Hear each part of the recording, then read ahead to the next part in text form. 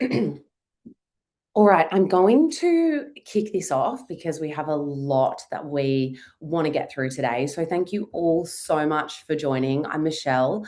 I am the president here at Peanut, and I'm thrilled to be bringing you this panel conversation in partnership with Tommee Tippee, supported by the Maternal Mental Health Alliance. Earlier this year, as many of you may have seen, we launched a partnership with Tommee Tippee to have the word matrescence added to the dictionary. Matrescence is the process of becoming a mother, and I won't go into the full details of it because we do have Aurelie Athan on the call, and she is an absolute expert in matrescence. So I will leave that to her. But it felt like a natural continuation of our work with Tommee Tippee, amplifying matrescence, to host an honest, open conversation for Mental Health Awareness Week with 4 experts to discuss what is considered normal and what is expected through matrescence, and where things cross into perinatal mental health problems, hopefully helping us all to identify where the line is, if there's a line, if it's squiggly, if it's extremes, ups and downs. We will get into that. So I'm joined by Taylor Roman, who will be moderating the session. She is a creator, writer, and activist. Dr. Aurelie Athan, who is a clinical psychologist and research professor, and Dr. Emma Svanberg, who is a clinical psychologist, as well as Abi Reynolds, who is a perinatal mental health lived experience champion. Just quickly before we start, I do want to issue a trigger warning, as themes may come up in this conversation that could be triggering. So please listen with caution. And the Maternal Mental Health Alliance is a great resource for additional support if you need it. So with that, I will pass over to Taylor. Thanks so much. I'm so happy to be moderating this panel and so excited to talk with our experts today. Again, my name is Taylor Rae Roman, and I personally experienced postpartum depression, postpartum anxiety. My son actually turns 1 next week, so I feel like I am fresh into motherhood. I share my experience through my content, through my writing, and I'm so excited to hear from our experts today because I know this is a conversation I really wish that I had before I went into motherhood. I was absolutely blown away by this transformation. Even knowing the word matrescence, which, unlike, we have the statistic that 67% of mothers have never even heard the word matrescence, I actually knew the word matrescence, and I still truly struggled and was so shocked by how absolutely life-changing the process of becoming a mother and just becoming transformed really was. So I'm really excited to get into this conversation. I'm going to start it out by bringing it to Aurelie. Like I said, 67% of mothers have never heard the word matrescence. So can you please tell us, what is matrescence and why does naming it matter? Okay, well, thank you for having me and being able to educate your audience. I think you're absolutely right. The power of education is really everything. It empowers and it allows us to reflect on our experiences.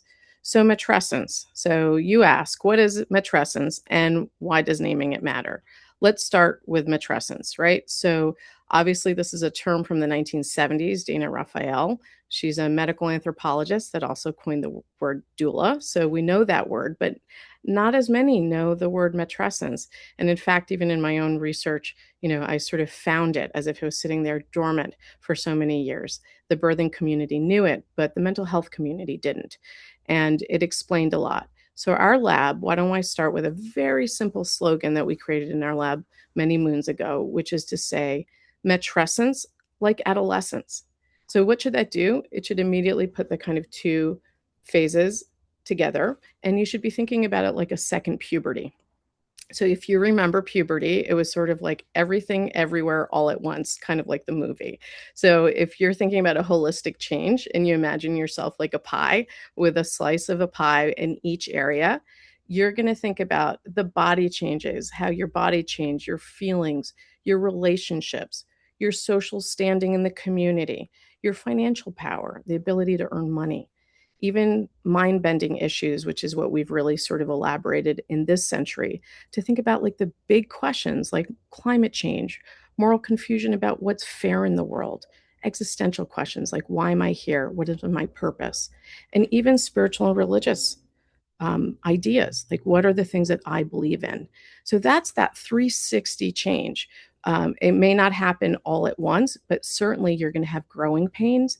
You're going to feel things like pains and gains, things like setbacks and big leaps forward, depending on which of those slices of the pie you're feeling right now. And I can stop there, but I can also say why naming it matters. Continue. All right. So why Yeah, does let naming us know. Cool. So why does naming it matter? I mean, I don't want to overuse this phrase that I say a lot, which is that words create worlds, right? When we don't have a way of naming things, we don't have, in a way, a framing of them to really understand them. And if we only have a frame that tells us it's always going wrong, but we don't actually understand what might be considered normal, or I like the word normative, this gives us language. It puts it on the map. Before adolescence even had that name, we kind of thought that kids were going crazy on the way to adulthood, right? The storm and the strife and all of the ups and downs, the 52 card pickup that happens.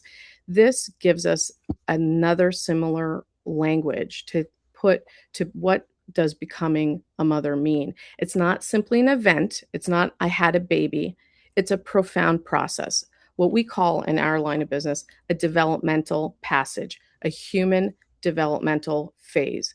So, what does that do for you? Hopefully, it should do what it did for us when we discovered it, which is you're going to have a light bulb moment like, oh, aha. And then maybe, hopefully, a relief, a shoulder drop. The penny should drop and you should start kind of comparing it in those ways. And you should start to feel less isolated. And of course, it's normal to be disoriented, to feel not like ourselves, but it should also, naming it, moves our worry. It transforms it from what's wrong with me or what am I doing wrong? It should shift it to curiosity. What is happening here? What am I going through? And it should bring you to the language of adjustment and adaptation. We've got to name it to tame it. And I say name it to harness it so that you're now moving into thinking about what is it that I have to adapt to. And my last line to move from a clinician hat to sort of thinking about how we influence the field and the science, this should also not be a name that only you as mothers use as individuals. This should be brought to the laps of the scientist, the professionals. We need to create a field. This is a name so that all of us could come around, hold hands, and be able to inform you better. Because right now it's kind of scattered all over the place. And this is going to come back, and we want it to stick around for 100 years because that's what happened to adolescence. It took 100 years for us to understand what the heck was going on between a kid to adulthood. And now we have 100 years ahead because matrescence is actually just a baby. It's just the beginning. So that's where I'll end. Thank you so much. I love what you said about how important language is and having a way to name what we're experiencing and how that actually helps us not feel so isolated. That word isolated is something that I absolutely experienced, and I think a lot of moms experienced once I started speaking to other moms and saying, "Oh, so is this insane? Like, do you also feel like this is the most wild thing that's ever happened?" And hearing that reflected back at me, I started feeling less alone, which was so important for me. So, just to continue our conversation, Emma, I'm going to bring this question to you, which is that so many women in our community start by asking, is this normal? Normal. So, what does that question tell us about how we prepared women for motherhood? Thank you. I have big shoes to fill now following Aurelie. So thank you. That was really blew me away. It was so fascinating to hear about your work and I think it links so much with this question of what is normal because as you were talking about, Taylor, often in this huge identity shift that we go through when we become mothers for the first time, we're left really questioning, is what we're going through, is it acceptable? Is it normal? Is it, another word is common? And Aurelie used that word normative, that actually even if what we're experiencing is something that is really common, because it's not something that we've ever experienced before, it can feel like our whole world has been turned upside down. It is such a common question to be asked. So for me as a clinician, it's one of those questions that I think every mother asks who comes in for therapy. That kind of question of, is what I'm experiencing okay? You know, often it's the question of, is what I'm going through okay? Is this common, or is there something that's wrong with me? And is that something that's unique to me and my experience?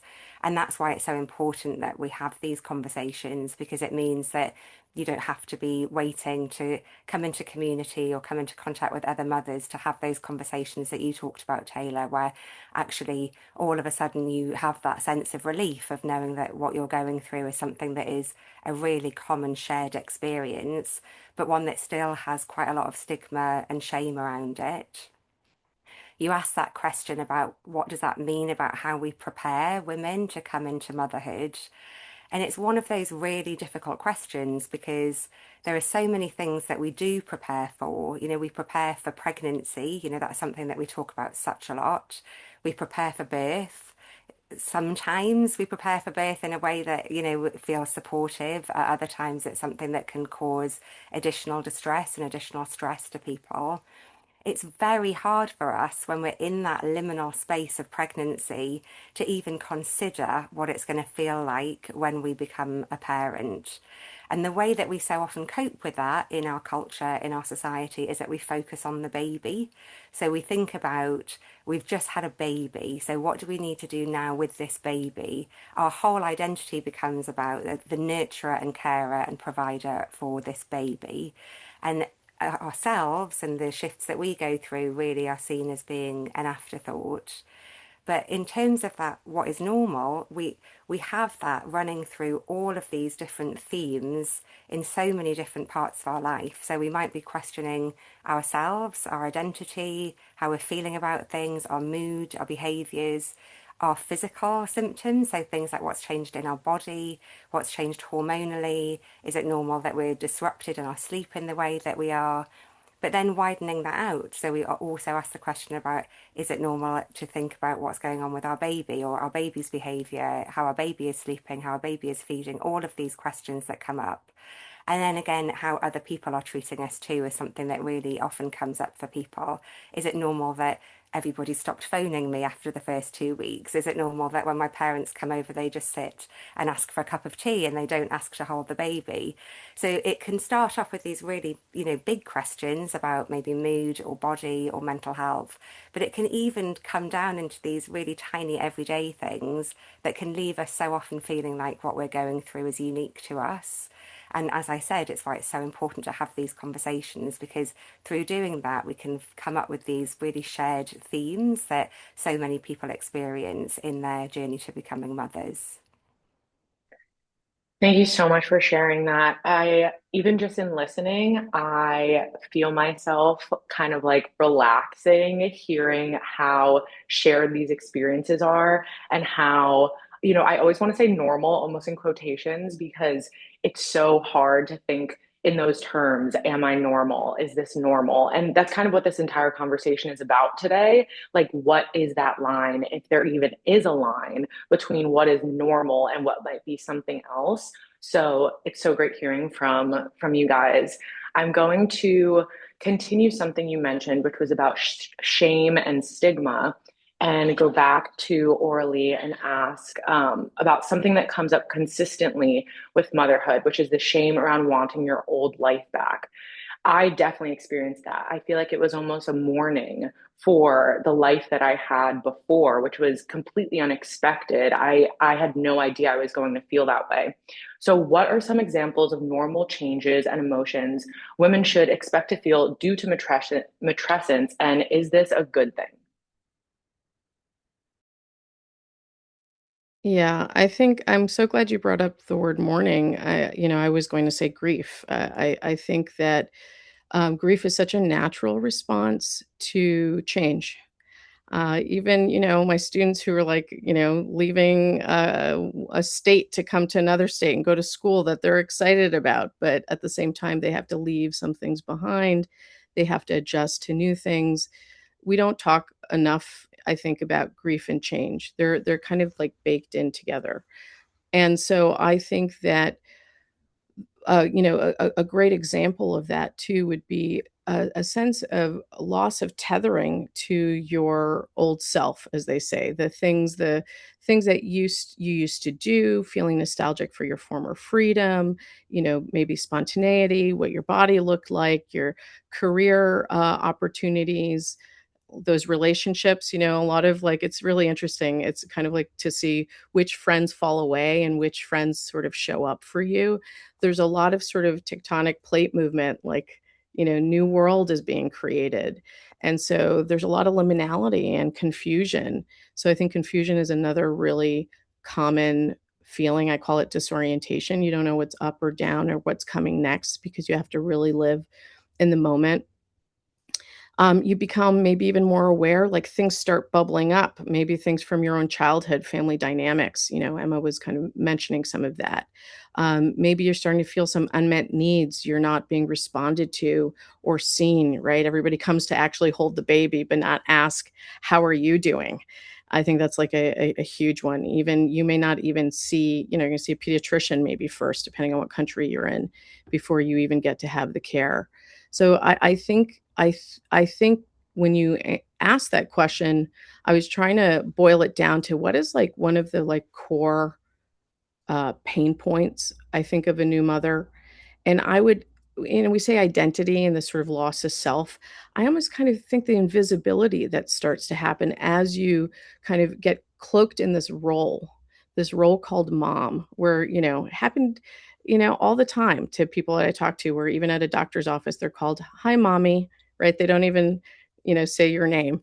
And you're in this role and you start to sort of become invisible, and people feel guilty about it, or they feel shame, like, oh, shouldn't I wanted this role, if that's the case, and now that I have it, shouldn't it just be all joy?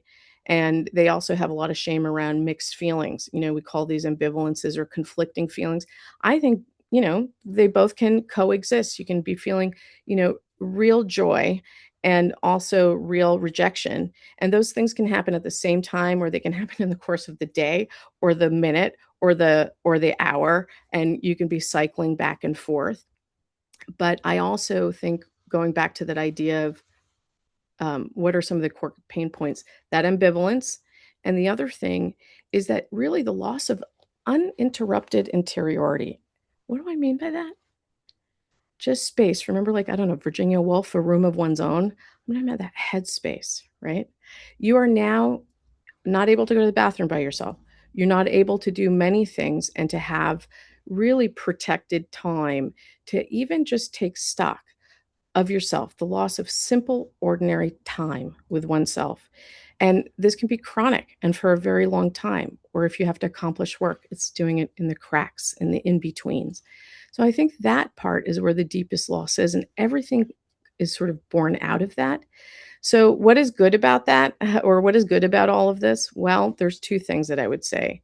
One is you're going to learn resilience. What is that children's book? You can't get over it. You can't get under it. You have to go through it, right? It's an experience that will start to have real questions posed to you, like, what do I really want to do with my time? Who do I really want to be around with? What is my chosen family? What do I want to be doing at work? So there's a real kind of values and a worldview change that can come around this. And my goodness, how wonderful. We don't have to wait until a death defying experience. I hear that a lot of times with women who might have a cancer, a reproductive cancer diagnosis. Instead, we get to have this same breaking open and really thinking about what our hearts are saying to us. So I'll leave it there. Thank you so much for that. The what you said about uninterrupted interiority, it did make my brain explode, because putting into words that feeling is that changed my entire life, honestly. Like, I've never heard it described like that. And there's so many hearts that are popping up from other participants that I'm sure are feeling the same way. So thank you for that. Abigail, we haven't heard from you, so I'm so happy to get into a question for you, which is, what were the signs of a perinatal mental health condition for you? We really want to hear about your experience and how you first asked for help. Thank you, Taylor. Well, I developed an eating disorder and depression when my first son was between 1 and 2 years old, having never experienced significant mental health difficulties before. It began during a period of really intense change and pressure, layered on top of the already seismic shift of matrescence. I told myself I think I was just trying to feel better, healthier, stronger, more in control. So I changed how I ate and I started exercising more. But what started as something supportive quickly became something consuming. Those healthy habits began to dictate my entire life. I became rigid, obsessive, and trapped in these rules around food and exercise that I felt powerless to break. I lost a significant amount of weight, and my mind was constantly hijacked by numbers, by calories, steps, the scale. The need to control my body became compulsive, and I didn't feel like myself anymore. I felt possessed. To the people closest to me, I think I was almost unrecognizable, both mentally and physically, though I hid much of what I was going through. But I couldn't sleep. I was irritable, detached, never fully present. And I felt constantly on edge, like one of those wind-up toys at breaking point, but never allowed to release. It was as if there was this impenetrable pane of glass between me and my life. I could see everything I loved, my child, my relationships, but I couldn't feel truly connected to any of it. Um, on the surface, I was still functioning. I was being mum and I was ticking all of those boxes, but internally, I was becoming more hopeless, more isolated. My self-worth just collapsed, and eventually passive thoughts of suicide gradually became active. I did try to ask for help. I reached out to multiple healthcare professionals, two different GPs initially, then later a midwife, an obstetrician, and others during my second pregnancy. Again and again, I described symptoms that, in hindsight, were really deeply concerning, but again and again, I was dismissed. I think the most devastating moment was when I told my obstetrician that I knew I had an eating disorder and that I really needed help. And she said, her exact words were, "You're an intelligent woman. You know you need to eat for the baby. You just need to park the eating disorder till after the baby's born." As if this wasn't a serious mental illness, but a choice. Um, like a lifestyle preference I was selfishly prioritizing over my baby's health. If I had disclosed something more physical, like cancer, I doubt I would have been told to just pause it. Um, and I felt really ashamed, and I left that appointment feeling deeply humiliated and even more alone.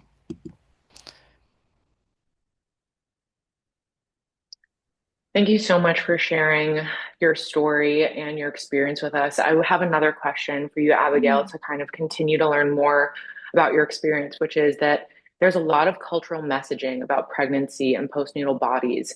So, how did the wider message about bodies intersect with your own internal experience, if at all? Well, we are surrounded constantly by messaging about how women's bodies should look during pregnancy and afterwards. During pregnancy, there's praise for neat bumps, for gaining just the right amount of weight. Bodies are scrutinized, compared, commented on, even touched, often without consent. And after birth, the pressure just intensifies. Bounce back. erase the evidence, make it look like nothing even happened.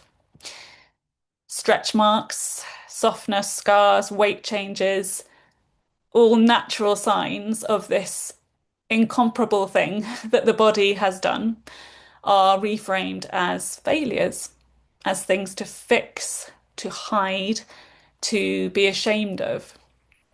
When I began losing weight after my first son, I was celebrated by everyone, praised, encouraged, because in our culture, thinner equals better, healthier, more disciplined, more worthy.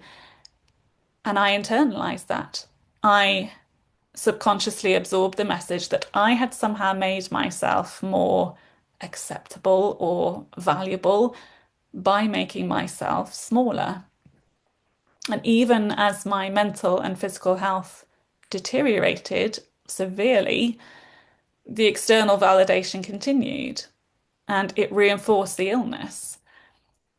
I remember being about 8 months pregnant with my second child, severely unwell, dangerously exhausted, malnourished, yet still forcing myself to exercise every day. I felt completely driven to do it and at the same time utterly desperate to stop. And one day, I remember a woman at the leisure centre saying to me, "You're amazing, still at the gym. You're going to bounce back so quickly. And then you're so tiny, you can hardly even tell you're pregnant." And I swear, in that moment, something inside me broke. And I felt like I had lost my mind because internally I was drowning. I was consumed by self-hatred, fear, isolation, relentless hunger, and fatigue. And yet, externally, I was being admired and held up as this ideal. And that disconnect was terrifying. It made my suffering invisible. It made me question my own reality. And it kept me trapped for even longer. Yeah, thanks so much for speaking about that because absolutely discussing the wider cultural messaging about our bodies is crucial to this conversation.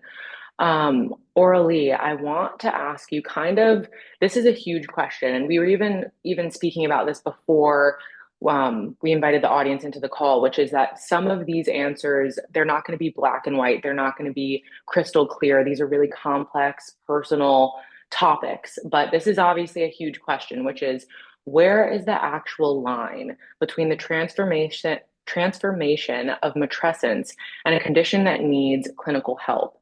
How is a woman in the thick of it supposed to know which side of it she is on? Yeah, thank you. And if I may just respond to you, Abigail, I'm very sorry that you were dismissed a few times when you did that. I think that we're having these conversations almost across the spectrum from menses to menopause, when symptoms are showing up and they're not believed or they're told to be parked to muscle through them. And, I have a saying I kind of put in my class a lot of times, which is like, what is more crazy making than saying, this is what I'm experiencing? And then someone says, no, that's not what you're experiencing, right? Whether it's the culture or a partner or a parent or a peer or a professional, all the P's, like that is going to make you question your reality. And thus it begins. So I would say that is really something we need to do a lot better on. So thank you, Taylor. I appreciate that this is a really hard-hitting question that you're putting to our community. And we need a lot of work to do even in that, right? Like I said, it's a nascent field and we're getting better and better and better to kind of understand when to get worried. So I think you said something really important, which is you said for a woman, how do they know when they're in the thick of it, which side, whether they're kind of experiencing something expected or something that's crossed over into kind of intervention. And I think the word thick, it's not a thin red line. I think it was, I forget who said it to beforehand. Maybe it's a squiggly line. Maybe it's a blurry, fuzzy line. But a thick line is a good one because it means that it's layered. I mean, if we were to even use the kind of bell curve where we will have, most of the population of mothers are going to be in the messy middle, right? And then we have some percentages that are going to be flourishing and some percentages that are going to be in clinical distress. So sometimes I do that because it's kind of nice to know statistics, right? It's not, 10 in 10 mothers will have matrescence, right? But, fewer may have those kind of extremes on each side. And we don't study, by the way, enough of the flourishing moms. I was doing that as well so that we can understand when things are going well or when things sort of go askew.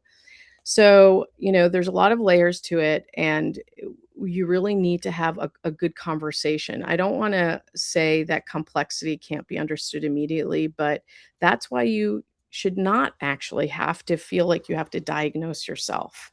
I want to take a little bit of that burden off.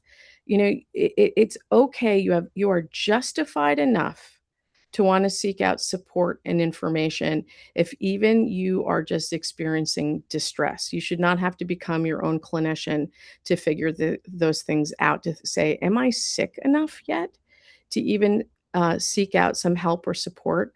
I know that's very difficult depending on, also there's a lot of care gaps or networks, or who do you turn to, or who's specialized in this. But if you don't think you're okay, or you're feeling like something's too much or overwhelmed, there are hotlines, there are first steps that you can take to start getting that support.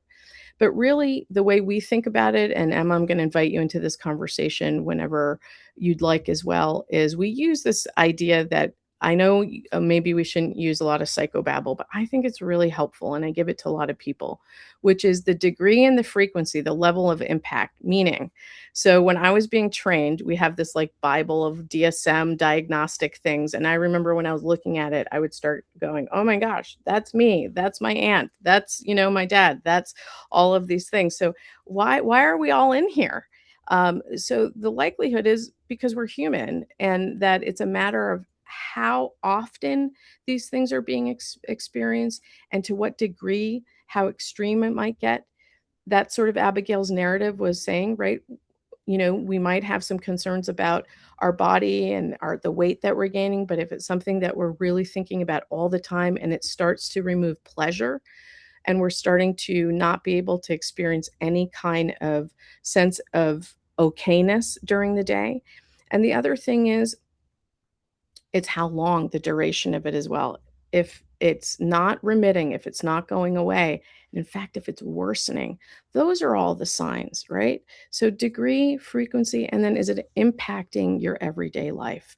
Are you not able to function the way you were before? Like that might be basic functioning, like eating and sleeping, right? It could also be more like getting up and showing up for work or taking care of the things that you need. But again, when does it cross over? That is the job of someone to really listen and listen deeply, because the presenting problem when someone comes into the door, there could be so much more going on. We don't know if there's domestic violence at home. We don't know all the background. And sometimes people don't want to talk about that immediately. So we have to have a lot of conversations to really peel the layer of the onion. So having said that, I just want to repeat, if you're feeling overwhelmed or you need some kind of support, you don't need to get sick in order to feel, or to feel as if you're sick in order to go and get the support that you need.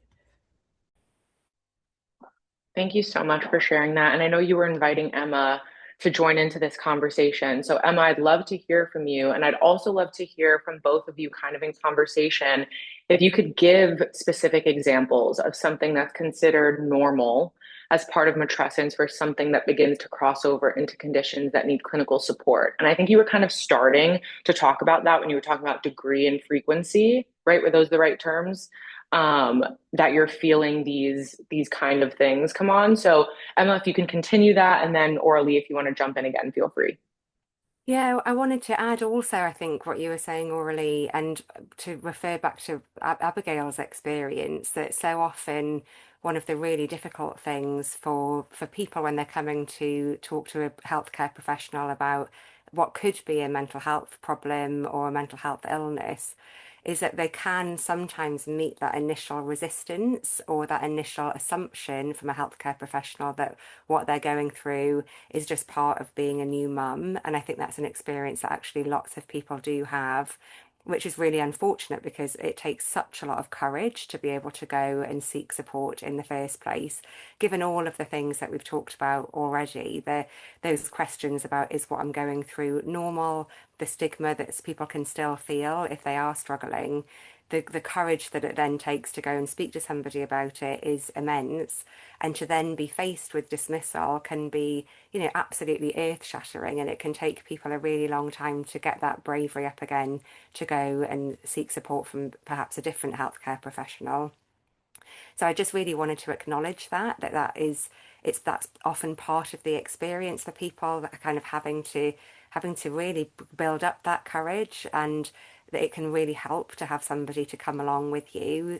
One of the other things, as well as the kind of duration and the impact, one of the other things, especially in this kind of period of postnatal, change, and when everything is shifting, that one of the things that can mark a mental health problem is actually that somebody else has noticed it, because you're going through so much already that it can often be somebody else who can point out a loved one. It might be a family member or a friend who knows you very well and who's able to see that actually what you're experiencing feels not like they would expect for you, given where you were before and the kind of person that you are and the way that you tend to respond to things. So it can be really helpful to speak to other people about it, which again needs courage. And also, if you're able to actually bring somebody else along with you to that appointment when you're going to seek support, if you feel able to do that. Thanks so much, Emma. Aurelie, if you have anything else that you want to add to this conversation, I'd love to hear from you guys. Yeah, I love that. I think that's so important. Again, not placing the burden only on the mother themselves, but their support community. I often kind of describe it like, have you ever sat in a room and you're just working and it's just getting darker and darker outside, and suddenly you're just sitting in the room and it's dark, and then somebody opens the door and goes, "Why are you sitting in the dark?" and you don't even realize it. That can happen with a lot of symptoms where they're starting to kind of build upon themselves and weathering you in a way that you don't even notice. So I thought that was so important, and to really educate. This should be not only about educating the moms, but also the family members and the friends, so that they know the signs. There's no magical screening tool. I wish there was. But if you were to read all the things that I do, even the screening tools are imperfect. They're kind of bringing together all these little observations.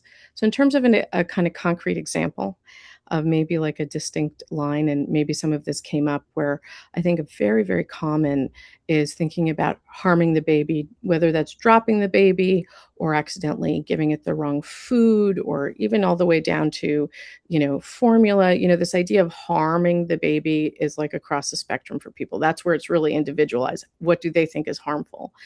But this idea of harm is really common. Like, let's just say, like dropping the baby. And you might even have fantasies. There might be fantasies of even wanting to throw the baby. I remember I had a patient who said, in a kind of existential way, this baby is so small and tiny, like a little ball, like a football. And sometimes I have these fantasies of just, what if I were to chuck him? Right? And so we don't blush around that. That we know, and neither should you, that some of these are fantasies, and the differences between whether you would actually act on that. Right? So that's one major thing, or act on harming yourself, which would be another one. But let's take the example of thinking of harming the baby. Well, here's where I would cross the line. How about you had that thought every time you were going down the stairs, right? But now actually you're so scared to do that, you actually sit on your tushy and you go down the stairs on your bum, slowly, slowly, with a baby. And that's what you do to go up the stairs, and that's what you do to go down the stairs, right? That would be sort of that idea of like degree, and impact on your life, where you now can't go up and down your stairs. I think that's a really kind of nice visual for people to think about. That was such a good example. That really was such a good visual, because even in asking this question, I was like, I can't really imagine what kind of examples could be. There seems like a whole spectrum. So that was super helpful. Go ahead, Emma. You unmuted yourself. I want to hear what. what you were going to Yeah, add. I was thinking also about low mood being something that is so commonly experienced that we can often so much see as being part of the new motherhood experience. So we talk about the baby blues as being something that is very much linked to hormonal changes in the first few days after you've had a baby. And it's something that comes with the sort of stereotype of new mothers, right? That we're going to be weepy, our mood is going to be really volatile, and that's just part of our experience as a new mum. And again, that kind of crossover into when it might become something that could look like clinical depression is something that can be quite tricky to tease apart. And again, as Aurelie said, and we probably can't repeat it too many times, that it tends to be around the duration, whether it's unusual for you, whether this is something that feels quite different to what you've experienced before. And again, the kind of how much it's impacting on all of those different areas of your life, including your relationship with yourself, right? So thinking about the kind of things that come along with low mood and depression, which can also be an increase in self-critical thoughts, and an increase in also anger, which I know is something that we're going to be talking about in a little while. So irritability, all of those things that can feel actually quite a normal part of the new motherhood experience, but that when it's lasted for a long time and it's really starting to impact on your daily life and your relationships, that's a time when you might want to go and seek some further support.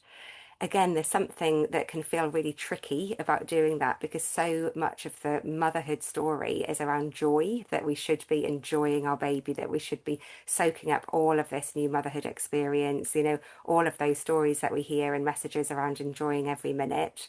So again, it can be really hard to go and seek support when actually one of the really predominant features of depression is that we don't feel joy, that's something that we're really struggling to experience.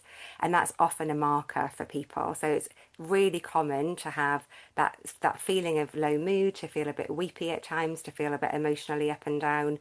But if you notice that you're really not enjoying the things that you thought you would be enjoying, that's often a real signal that it's time to go and speak to somebody. It was really good to hear you also bring up baby blues, which is something that we haven't, a term that we haven't touched on that much in this call. But I remember my doctor, everyone told me it should be about 2 weeks. If it's longer than 2 weeks, then, it might be something else. But I was really struggling and I would tell myself, you only have to make it 2 weeks. If you make it 2 weeks, then it's going to go away magically because the baby blues only last 2 weeks. Well, that's not true. And that it's not after 2 weeks, suddenly you feel happy and that all of it goes away. But this is something that culturally, I feel like that messaging I was inundated with 2 weeks, 2 weeks. That's all it takes for the baby blues. I saw it on social media. I heard it from my own OBGYN. And I think that term is something that I'm glad we kind of touched on a little bit. Abigail, I kind of wanted to bring you back in because you shared your story about you listed so many people that you reached out to for help. And as Aurelie and Emma said, it takes a lot of courage and it's also shattering. You described feeling shattered by the responses that you received. And I'm wondering for anyone on the call right now, if they don't know where to start or who to turn to, or maybe they even had an experience like you did where they weren't really believed, what advice might you have for them? I think I would boil it down to start with by just saying start with one person, someone you trust deeply, someone who knows you, not the version of you that's struggling, but you. Tell them the truth. Don't minimize it. Don't wait until it feels bad enough. Don't worry about saying it perfectly. Just say it honestly. Let someone into your reality. Because having someone in your corner, someone who sees you and believes you, can be the first step towards actually getting the help you deserve. And I think it can also really help to try to shift perspective. So, if you imagine it was your friend or your sister or your child feeling what you're feeling, what would you want for them? What would you believe they deserved? How fiercely would you advocate for them? because you deserve that same care. And even if your self-worth feels low, try gently, stubbornly to fight for yourself in that same way. Because whether it's a GP, a health visitor, a midwife, a charity, reaching out for professional support is such an act of courage. And you deserve to be met with compassion and curiosity and respect. There is no shame in needing help, and there is strength, not weakness, in asking for it. Yeah, thank you so much for that, Abigail. And I love that you said the word deserve came up several times because absolutely, like thinking about the way you would advocate for a friend or for your child, yeah, that's so beautiful. And I think that's super powerful. And hopefully, someone that's listening today that really, touches them and helps them feel like, yeah, I deserve that. So thank you so much for that. I want to kind of wrap us up for today with hearing from Emma on postpartum rage, which is a little bit different than what we've been talking about on today's conversation. But we had so many questions about it, and almost no one talks about it publicly. So, what is it? How does it show up? And when does it need more than just community support? Thank you. And I'm so pleased that we're talking about this for the exact reasons that you said, Taylor, because it is something that we don't really speak about very openly. And I just wanted to touch on why that is, because I think that so much of our motherhood experience and the way that we talk about motherhood is still so wrapped up with gender expectations of the kind of emotions that are acceptable for us to express as women. And one of the things that is really common to experience when we're starting to talk about anger is that feeling of shame that can come along with it because of all of those stories about what a good mother is and our kind of ever-present care and nurture that comes along with our ideas about being maternal. You know, the idea of being maternal is being nurturing, and anger and rage really, they can kind of contradict some of those cultural stories about our ideas about a kind of perfect mothering. So we often talk instead about sadness, about, the kind of more anxiety and depression side of things. Rage in itself is such a common experience, not just in early motherhood, but throughout the motherhood journey, and particularly can come up for us at times when we might have had similar experiences to those that our children are going through, the way that our children can kind of almost act like little mirrors for us. So they trigger some really big feelings in us when they might be going through experiences that touch on something that we might have experienced at a similar age. So these are things that can kind of come up at different times throughout our motherhood journey. So I just really wanted to first of all acknowledge how common postpartum rage is, that this is something that, despite the fact that we don't really talk very openly about it, is something that so many people experience. We don't have really good stats for postpartum rage because we don't screen for it, but it is something that comes up in lots of different screenings for different mental health difficulties. So it might be part of postpartum depression. It can also show up in postnatal anxiety. It's very common for post-traumatic stress disorder that we might have after a difficult birth experience. And it's also associated with other mental health problems like OCD, like postpartum psychosis. So it can be a sign of something, as we've talked about today, more significant going on that you might want to go and seek support for. But often, for the vast majority of women, postpartum rage really comes with that sense. I already used that term unmet needs earlier, and that is something that is such a common part of the new motherhood experience. This feeling that everybody is looking after or talking about the baby and nobody is paying any attention to me and my needs, and I have to look after them all by myself with very little sleep and often not nourishing ourselves very well, and with our hormones kind of on a real roller coaster. So we can again think of it as layers. So there might be physiological things going on that can cause anger and irritability. So that might be that we're not well fed. It might be that we have chronic sleep deprivation, which sadly is a really common part of new parenthood, particularly when we don't have good social support around us, which is often the case when we're raising babies in our kind of modern society.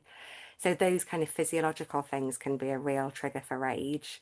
But then there's also all of the things that we talked about before, that feeling of isolation, the feeling of not knowing who we are anymore, the feeling of being left behind. All of these things can create such a question in us of who we are and how we fit in the world. And a really common experience of that is that we're going to feel angry about it. And that might be anger about our individual situation. Motherhood is also a time that can really radicalize a lot of women, where women also start to think about, actually, this is not fair for me, and it's also not fair for all of the other women who are around me and coming after me. Like, what is it that we've been putting up with in our society for such a long time? So there can also be that sense of a real systemic rage that can come with the kind of expectations that are placed on mothers when they're going through this really transformative experience. It can also show up, so I also want to say a little bit about how it shows up. So those are some of the reasons why it might show up. How it shows up can be, we might think of rage as being kind of irritability and anger, so more external expressions of rage. And often that can come in a real sort of fight reaction. So we have a quick stress response to something and then we explode. And it's often this postpartum rage is defined by something that can feel really overwhelming and unexpected. So something that all of a sudden we just find that we can't keep it in. We might externalize it, so there might be shouting. It might just be that kind of really intense irritability. It may be that you throw things, so that's also something that people talk about. But rage can also be something that is internalized, so that might be something more around that real kind of really intense self-critical or self-hostile thoughts. So thinking also about the way that we're talking to ourselves, as well as the kind of behavior that we might be expressing outwards. And again, so as we've talked about with all of these different things, we're thinking about how intense it feels, we're thinking about how long it's lasted for, we're thinking about how it's impacting on us and the people around us, when we're thinking about whether we need to go and seek support for the way that we're feeling. But again, it's something that we do need to be talking about because it is something that is such a common part of the mothering experience. And the more we talk about it, the more that we can shift things systemically so that we have a bit less to feel angry about. Thank you so much, Emma, for sharing that. And I'm glad we ended up having time to talk a little bit about postpartum rage.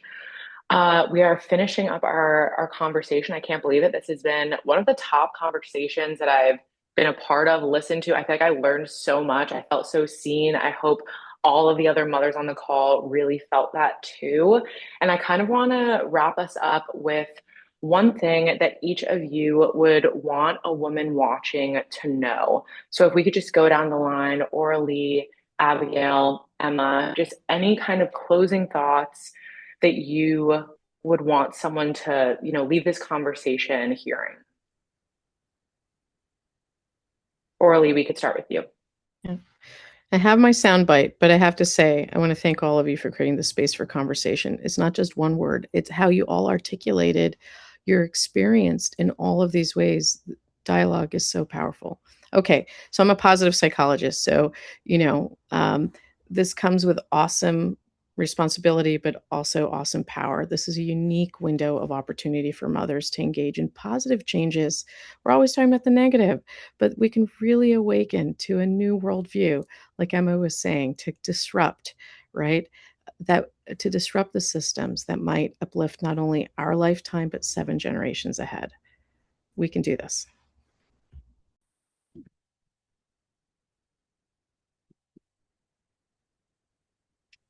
Abigail, if there's anything that you want to share.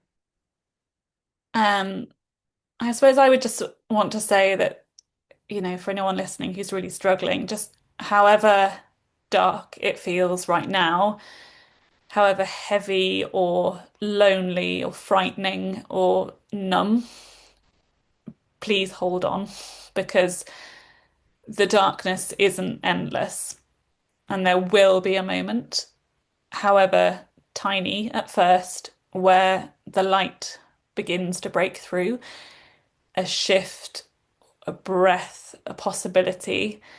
And that moment is worth staying for. Yeah, thank you so much, Abigail. Emma, if you want to share any final thoughts with us. Yeah, I wanted to bring the baby into it before we finish because we've talked, we don't have enough spaces to talk about the mothering experience, and it's so important to talk about that. But the reason that we're here is also because people became mothers, and that's because they have babies. And I really wanted to acknowledge that even though we don't always feel like that, we are still the most important person in that baby's life. And the lessons that we can learn together is a really profound and transformative experience. We learn as much from our children as they learn from us, if not more. And it's really helpful, I think, to always hold in mind why we're doing this, why we're actually here. It can help us to move towards something where, as we talked about, we actually can step into our power and really become these role models for the next generation, not just of our children, but also for mothers who are going to come after us. Thank you so much, Emma. I want to thank all of you for this conversation today. Aurelie, Abigail, Emma, this has been such a beautiful space that we have created together. I hope that everyone listening in just learned something new. I learned so many new things. I was taking my notes on the side. I was like, this is amazing. I learned so much from you guys. It's also such a treat to be able to hear from true experts, people that really know and engage with this material all the time, have lived experience with this. So I'm so grateful and I feel so lucky. Michelle, Peanut, Tommee, Tippee, thank you for creating this space for us. Yeah, this was incredible. So Michelle, I'm going to pass it to you to close us out. Yeah, wow. I'm sure, like so many others on this call, there were probably moments where you were either crying or holding back tears. That was honestly amazing. Thank you all so much for your time. This is going to be such a valuable resource that we'll be sharing on our channels. I feel like this will become something that you'll want to send to a friend as they enter motherhood. So thanks again, and thanks to Tommee, Tippee, and the Maternal Mental Health Alliance as well. And yeah, enjoy the rest of your days, everyone. Thank you so much for being with us today. Bye.